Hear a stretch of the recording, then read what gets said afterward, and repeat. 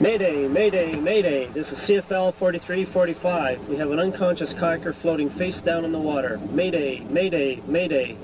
This is CFL 4345. We have an unconscious kayaker floating face down in the water.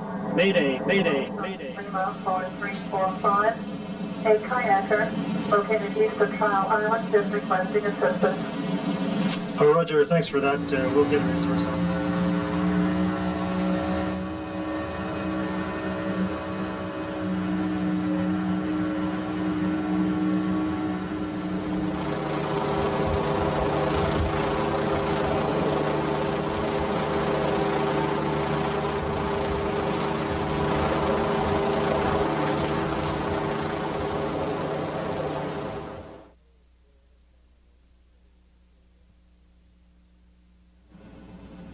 My name is Clay Evans. I'm a Marine Controller at the Victoria Rescue Coordination Center. I guess from a rescue center perspective, the big thing for safety is to file a sail plan. Do it. Make sure you file it with a close friend or relative. Make sure it's fairly detailed on your route. Don't deviate from that route if you can help it. If you do deviate, then communicate that to the person holding your sail plan.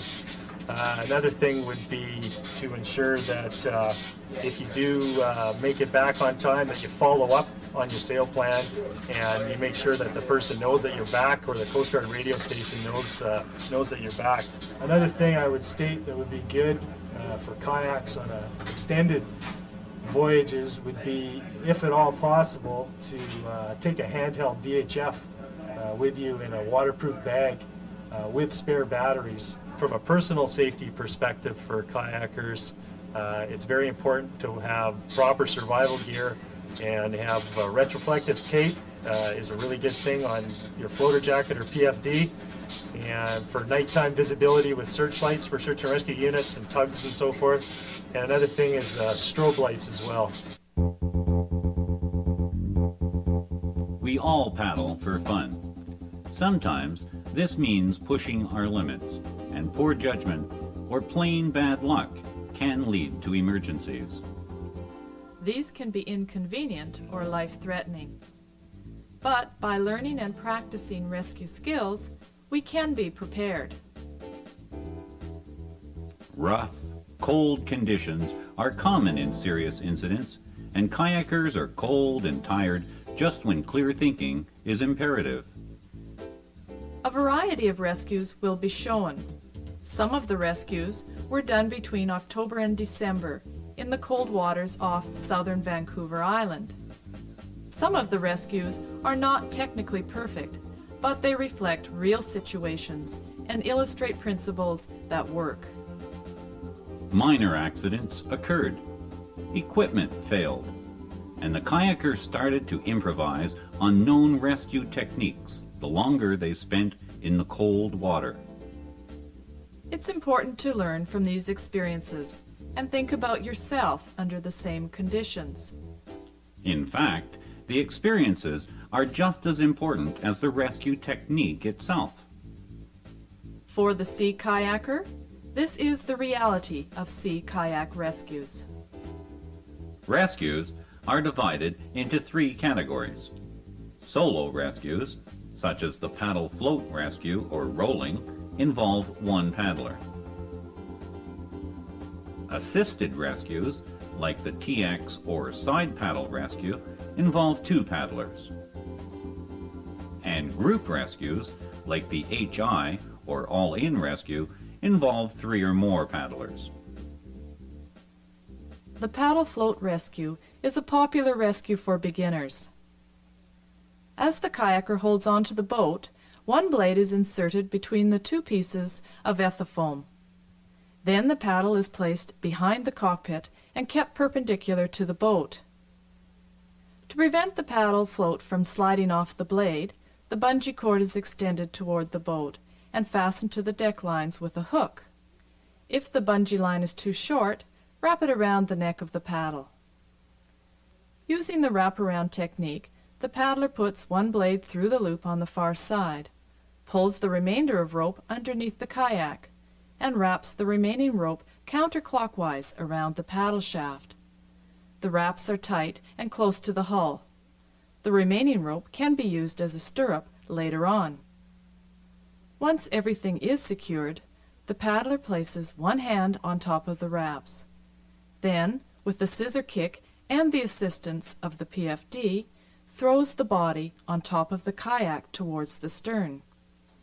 As one lifts out of the water, the hand naturally rotates towards the stern and further cinches the wrap. At the same time, the arch of the foot is placed onto the paddle shaft to keep it perpendicular to the boat.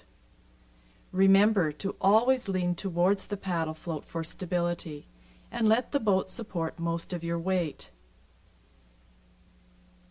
There are 3 attachment techniques that can be used to secure the paddle to the kayak. The best is the wraparound technique.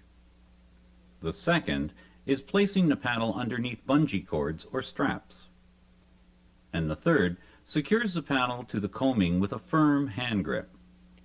For all of these methods, the position of the boat and the paddle are the same. The difference is how the paddle is attached to the boat. There are 6 points to keep in mind for this rescue. Keep the paddle perpendicular to the boat. Always lean towards the paddle float for stability. Leaning away will cause you to capsize. Use the boat, not the paddle float, to support most of your weight as you climb in. Keep your body low and close to the deck. Fix the spray skirt to the coaming before the paddle float is dismantled. On windy days, position the paddle float downwind. The paddle float can catch the wind and flip the boat over again. Assisted rescues occur frequently and require at least 2 paddlers. They are for paddlers of various skill levels. Even the more experienced paddler who can roll up, for one reason or another, may be unable to do so when they capsize. The T shakeout, stern carry, Clio, and the side paddle are some examples of assisted rescues. This rescue starts with the person in the water holding onto their paddle and kayak. The person in the water hands the kayak over to the rescuer and goes to the bow of the rescuer's kayak. This person takes the rescuer's paddle and holds on to both until the rescuer asks for them. In the T shakeout rescue, the rescuer grabs the bow and positions the upturned kayak perpendicular to the rescue boat. The rescuer gives a slight twist to the upturned boat to remove the suction created around the coaming, then lifts the bow of the kayak over top of the spray skirt to drain the remaining water. For boats with no bulkheads, the upturned boat will have to be dragged across the cockpit and rockered to remove the water. This is when the T shakeout becomes the TX rescue. Then the kayak is flipped over and moved alongside the rescue boat. The person in the water moves towards the cockpit and gives the paddles back to the rescuer. The rescuer stabilizes the 2 boats and waits for this person to climb back in.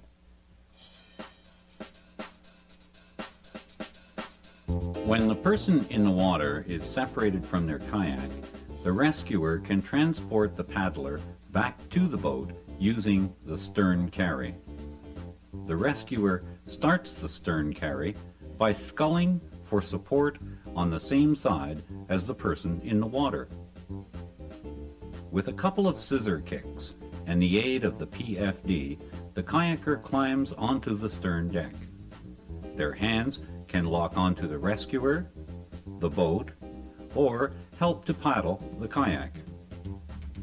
The legs, however, must remain in the water to help stabilize the rescuer's boat and prevent another capsize. When children are involved, the stern carry becomes the pillion carry.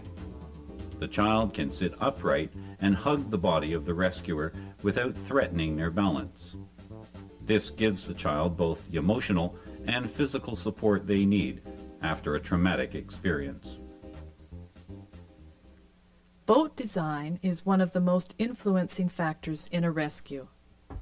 Another is boat weight. Let's examine the serious situation of a kayak without flotation that takes on water. The boat sinks at one end and the kayak goes vertical. It looks like a needle in the water, hence the name Cleopatra's Needle, or Cleo for short. In these situations, the rescuer will find the boat too heavy to perform a TX rescue and must rely on the Cleo rescue. To start, the person in the water moves to the far side of the rescuer's kayak and climbs onto the front deck while the rescuer stabilizes the kayak. In this position, the person in the water is well supported and the deck is unlikely to be damaged.